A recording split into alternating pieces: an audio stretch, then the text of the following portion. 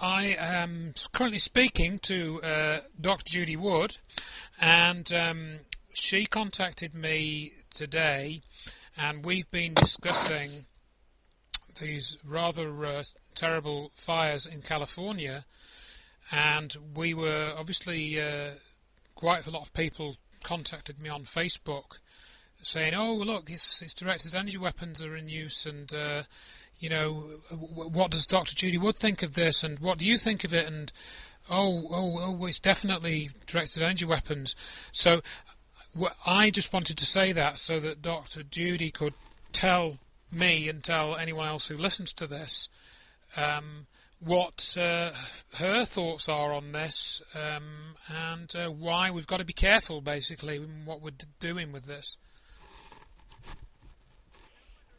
Yeah, I wonder if it's somewhat of a psyop that's been unleashed too, because either that or it's a demonstration of how stupid people have become. They don't know how to problem solve. I've gotten a bunch of messages too about this, and I knew there's fires going on there, but fine, that's what you expect. But this year just happens to be worse. But there's like one of the examples that I've seen people use is fire coming out of a tree. Well, the Keebler elves build their cookie oven in the tree. That's the cartoon version. But squirrels live in rotted out parts of trees. There's holes in trees and logs that animals live in. It's reasonable. And I just recently took down a tree in my backyard that was rotted from the inside. and so you'd have fire coming out from inside where burn up the dead I suppose stuff. It depends how the fire actually gets into that part of the tree, though, doesn't it? And that's what's perhaps more difficult for people to imagine, because they imagine the tree catching fire from the outside. But if, as I was trying to say to you in a message earlier on, but not very well, if a piece of embers, floats down and into the actual part of the inside of the tree, then take it from there. Okay, if you put this chunk of a log in your fireplace, it's going to burn the inside first because the outside is still alive, and so it's wet. And the inside's ready to cook. At the same temperature, in the same environment all over, the inside will burn first. And one of these hollowed out dead log, it's dead on the inside, but it's live on the outside. Actually, because this guy was walking past this tree and he did a video of it, because I've seen this video, and it looks very weird, but it just actually depends when he walked past it. If it had started burning just like 10 minutes before he's walked past it, then that's the effect, isn't it? Whereas if he, if he went back an hour later... And after it burns on the inside a while, it's then dried more of the greenwood. And that might start being able to burn eventually. But greenwood is harder to catch fire, as people know who cut down trees. You have to wait a year approximately before you put it in your fireplace, or else you use up too much energy just drying it out before you can burn it. Yes. And of course we've seen some of these apparently strange effects, and I posted something to people saying this looks very strange, because some people are saying, oh, these are toasted cars, and they've got this metal coming out and stuff. But you made some very obvious statements in one of your messages to somebody, didn't you? So maybe you want to talk about that. Well, true, but I did see some of those burnt cars, and I won't say toasted cars. They're pictures like I use in my presentations to show the difference between what happened in New York City and normal car fires. Mm-hmm. And they're very different. Like you see, different colors. It looks like a calico kind of coloring. You remember the bus in New York City? How it was kind of uniform color. You didn't see scorch marks on it. But these cars, you see scorch marks on it. Yellow, black, and it all, as I say, calico looking. And that's normal for car fires, as well as I call them fangs, the broken glass sticking down. Yeah, glass is going to break out because it can't expand much before it's going to shatter. At different temperatures, high heat, it's going to shatter. It's going to break. It's not going to melt. Some guy was saying, oh, look, the melted out window. No, they're shattered. You can see the jagged edges around So really, in a corners. couple of things, you said there, you've really got to look very carefully. And if the picture isn't of high enough resolution, then you aren't going to see those details. Or if it's taken from too far away, you're not going to see those little pieces of glass, are you? That's one of the things to think about. Right. Right. So why, I used to ask somebody, why do you need it to look weird? I mean, why is that if if you don't know one way or the other, why are you jumping to one conclusion? And I studied before I started talking out loud, in public about, the 9/11 stuff. I'd been studying it for 5 years. Yes. Or 4 years anyway. And it's, to know what I was talking about and to be absolutely sure of it. I don't go on a whim. You destroy your credibility if you do that. Exactly. Because you're going to be, guessing this, next day guess that.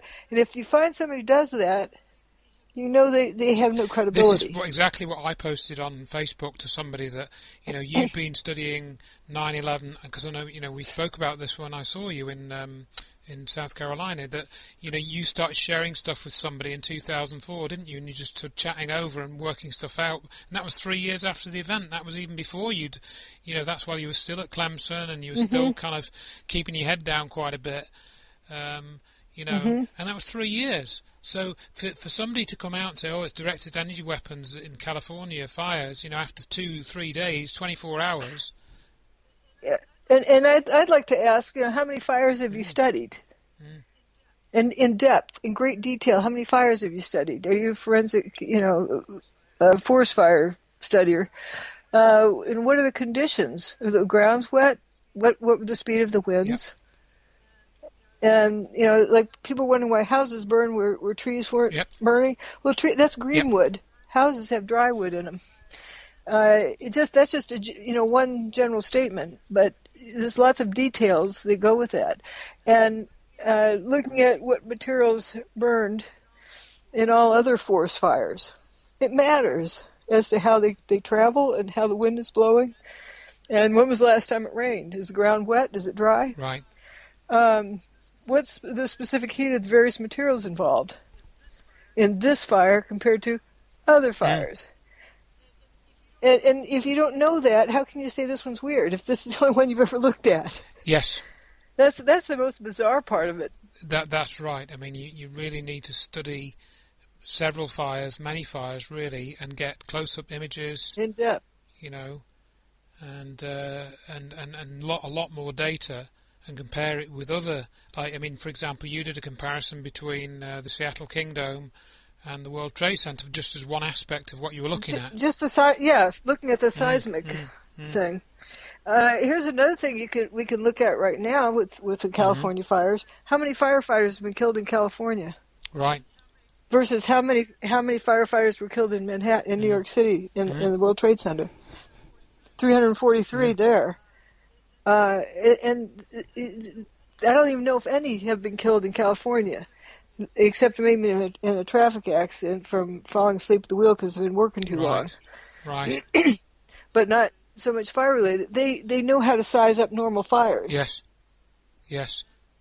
And so we can look at that piece of evidence.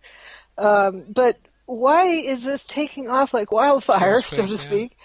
Why do people need to feel like it's a weird fire? That's right. I mean, I suppose what people, perhaps there's some subconscious need for them to validate reuse of this weapon, or whatever you want to call it, call it a system, a weapon, I don't know what you want to call it, but, I think there's somehow that technology perhaps is a better term, there's some need for them to see more evidence of that being used again somehow, and I don't know, why that is particularly, because from what's...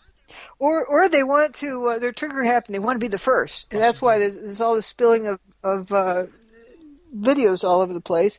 Either that or someone is really motivating them to do it to, spread disinfo, and as we used to say, turn people's brains into a salt and pepper shaker. Just make it so people cannot tell the difference between reality and myth. And I mean, they don't know how to diagnose the problem. One comment I'd like to make about that, one of the videos we watched a bit of together, which was done by this lady, I don't know her name, or if she gave her name, and she starts off showing all these temperatures of melting points of various substances, which, is quite good in of itself. And then she goes on to go through the pictures and say, look at this picture, look at that picture, look at this bit of video, look at that bit of video, you can clearly see this, you clearly see that. And then she includes a clip from the BEM presentation that you did in 2012 where you're talking about the toasted cars. And she says, oh, here's Dr. Judy Woods. And I'm thinking, yeah, but why can't you get it right? It might sound quite trivial to some people, but in other words, if you can't get a simple detail like that right, then what about all these other details you put in before us? Is that, do you give us confidence? I'm maybe being a bit pernickety, but I don't know what your thoughts are on that. The same thing is, if somebody can't get details right and has blatant errors, what kind of a researcher are they? Like that Portugal one that I sent you earlier today. The guy's talking about direct energy weapons. I mean, that's a red flag right there when somebody calls it a direct energy weapon. Then he's reading something from another website, and it talks about directed energy weapons, and he reads it correctly. Yeah. But he doesn't get his own speech correct. And this leads us on to the other sort of situation is that, and I try to, and we've had conversations about this before, but it's worth repeating here, it's that, you have done science degrees, you have done published peer-reviewed papers in engineering journals, you've got all that experience. And I've not been proved wrong anywhere. And not had to redact anything. You having done that was as a result of decades of work, in your field, starting at, I don't know, in the normal sort of school age, I suppose, and working right through 20, 30 years, 40 years later, and that's how he got all that experience. And also, I know the importance of not, putting out questionable guesses, but to put out what you know that you know that you know. Otherwise, who'd want to listen to you again? The problem is, for people out there, is that there aren't many people like you. In fact, you're almost unique, I would say, in that you have got all those credentials, that training, and those analytical skills and so forth. And there aren't very many people with that level of skill who have, been in the alternative media. I can't think of that many. Talk show hosts that have got PhDs in engineering or science subjects, hard science subjects, not soft science subjects, ones where you're having to do like, tensorial, use tensors in mathematics and this sort of thing, grad, div and curl and all that stuff, which I know a little bit about, but I certainly, as I've said to you before, I just kind of got to my top level of maths in the first year of university and didn't feel I could go any further than that. But more importantly, my background also is in observing physical phenomena. It's my observational skills that are at the top, and I've been kind of marveled at for all the way through by my various professors, because I'll say something I point out, and they're thinking, no, it can't be. And then they go and look at it more carefully themselves and study it, and they say, oh, yep, you're right. And actually, my PhD, the result of the work disproved all theory up to that date. Yeah. So when they do that, somebody's going to question it. But it was rock solid. There's no ands, ifs, or buts about it. It was physical evidence. I was looking at deformations around and across a bimaterial interface. Yep. Yeah. And it had been assumed that it was a two-dimensional problem. No, it has to be looked at as a three-dimensional problem, because what's happening across the interface is also happening through the thickness. And this is a point, that people can't sort of experience that level of thinking until they've looked at a real-world problem and really studied it. And know the and know the importance of getting it right. And then you learn about the materials. You learn. I mean, you made this comment earlier on about things like specific heat, talking about how materials burn. You need to know the specific heat. You need to know the latent heat. You need to know the thermal transfer characteristics and things like that. Correct me if I'm wrong. I got to tell my story here about this thing about Yeah, global warming. absolutely. The warm atmosphere of the hotter days, therefore that's heating up the ocean, causing all these hurricanes. Well, I asked somebody, well, you think of the difference in specific heat of the air versus the water. How fast can you heat up your bathtub with a hairdryer? Yeah, and you can imply that in the same sort of way to studying these fires. That you can just they've drawn this conclusion about global warming really from spurious data, really, or they claim to have all this data, but really, I think a lot of it is not being used how it should be used, and they've actually admitted they've changed it. I mean, I'm changing the subject here, or they've massaged this data. Well, but it's the same kind of thing. Is that people who are listening to this the media don't know how to discern if something is stupid or not stupid. And the deal of saying that the higher hotter summer create all these hurricanes, or the hotter air from global warming. I mean, it's so funny. It's sad, but it's ridiculous. Yeah. Well, that's the old thing. If you don't laugh, you'd cry, kind of thing. So. Right. And okay, now applying that back to this fire business, it's really sickening, kind of. It's like this one video I saw where it was probably the first one where the person is talking about why are the trash cans melted, and then they walk past a melted trash can. They don't point it out. Okay, that trash can isn't melted because it was far enough away from the flames to actually not melt. And why are the trees? Why do the trees have leaves on them? Well, they're the ones that are over the trash can that wasn't in the fire. And one of the things I did notice, and I thought it was weird, and I'll hold my hands up and say yes, I sent round a message about the weirdness of some of this, and some of it does look weird to the untrained eye. And what we're saying is yes, well maybe you just need more training, etc. And so there's that aspect, but. I also noticed that these houses in these neighbourhoods seem to be very close together for the states, because we're always told, and we saw this when we came to visit you, that many of the houses have quite a lot of space around them. Oh, those are the older houses.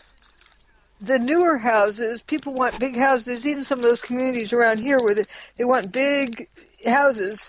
And they don't want to have to mess with the yards much. And there's just enough room to get your lawnmower from the front yard to the backyard. There's not even enough room to drive your car through. You have to drive around the block, and the garage is on the back side of the house. There's a special alley access.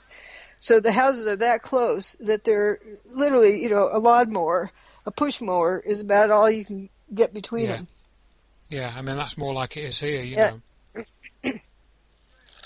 Right. They're not necessarily, touching, but they're pretty darn close. And I understand that the winds today, I hadn't paid much attention to the fire news, but I turned on the streaming, because I don't have to do a TV. I turned on the streaming video of it, and they mentioned that the wind had died down from like 50 miles an hour to 10 miles an hour. So apparently it had been high winds. Well, I mean, that's it. And that, I don't think any of the videos mentioned that. They're fanning the fire. I mean, that if you've got that much wind... I mean, we can imagine a scenario, and this is... I'll say that again. We can imagine a scenario where, for example, a fire had started naturally, and they did...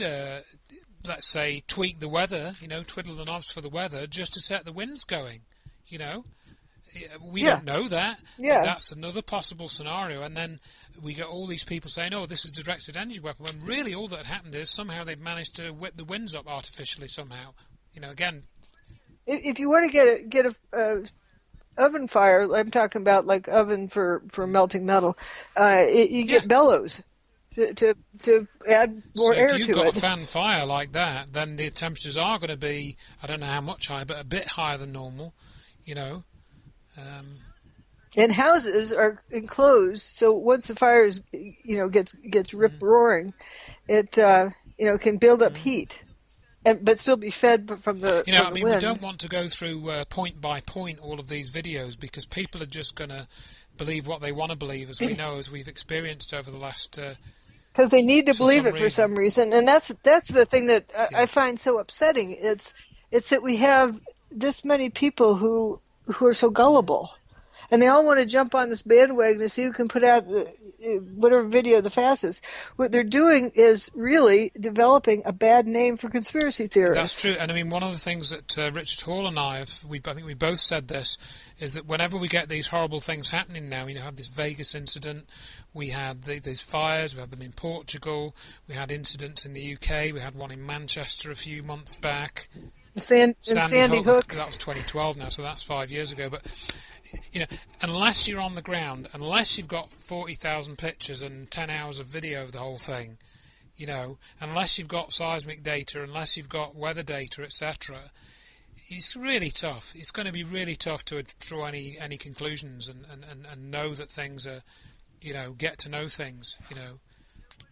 Know what it is that you know. In other words, what I'm saying exactly, and what I'm saying is that 9/11 was kind of the thing because there was so much so many different types of evidence. If you went and dug it all out and saved it, which is what you did, you know, and that's we haven't got the same range of evidence for any of these other incidents. And unless you're there, unless you go, and then what Richard Hall does, you know, as you know, he goes and knocks on people's doors now. That's how he does his investigations. He goes and speaks to people. He records it. He asks them if they'll go on camera with it, you know, and he does it all himself. He doesn't just read web pages, you know. He doesn't. Of course, he does that sometimes. He doesn't just do that. You know, he's not an armchair researcher like me.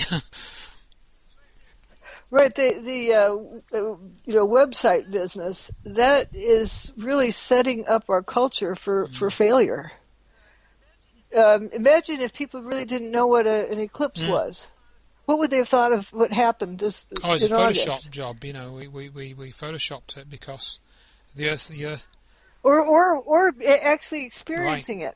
We would act like the cows acted. You know, they mooed and they went stampeding to the woods because they had no idea what was going on. They were in a panic. And the owners had to come out and make sure their cows were okay because the cows get bent out of shape. But also the birds acted like it was dusk for 1 minute, and then they went silent like it was nighttime for a couple of minutes or 3 minutes, and then they thought it was the morning and started waking up. And same with the bugs. That's right. Because they didn't know about eclipses, and I bet you in caveman era they thought the gods were punishing them, turning out the lights. It was the end of the world. And you could probably get people worked up in a big frenzy over that. Our culture is being dumbed down back to that. And that's what's so concerning. Another comment I made to someone is about, how do you destroy a country? You get rumors started where people don't know to check facts. And I use the example of a high school. Right. You start passing around, gossip about somebody and something, and pretty soon they're an axe murderer, and we got to go kill them. This is it. This is the problem, and I've had a lot of posts on my Facebook account, and there's two people, one of whom I know personally, the other I have never met, but they've met you, and they're arguing over one of these pictures of the fires. One saying it's fake, the other saying it's real. And these are two people that are both friends of mine on Facebook, and they're just arguing over this. And I'm thinking, well, how confident can you be? Were you there? What are the, how much have you studied it? What's the circumstance? And I'm thinking, why argue over it? Why can't you just say, I don't know, which is what I said. I don't know whether it's genuine or not. It looks genuine to me, but I don't know in this case, and I don't want to spend 2 hours of my life studying it to work out if it is or not at this point. Thank you very much. Like I said about the Malaysian Airlines, what was it, 370? It said, well, people were asking me in radio interviews about it, and I said, well, was there such a plane? Did it exist? And did it take off? And if it did, which direction was it going in? I don't know any of those questions, so I'm done. Yeah. Instead, here we had the Where's Waldo media thing. It's funny, people started copying that after I said it. That, like today, maybe it went here, the next day, maybe it went over there, where they had no idea if the plane even existed. Yep. And how stupid of a population to fall for that kind of stuff, or even promote it. And that's what we have with this wildfire business. Yes. I think that's what it becomes, really, unfortunately.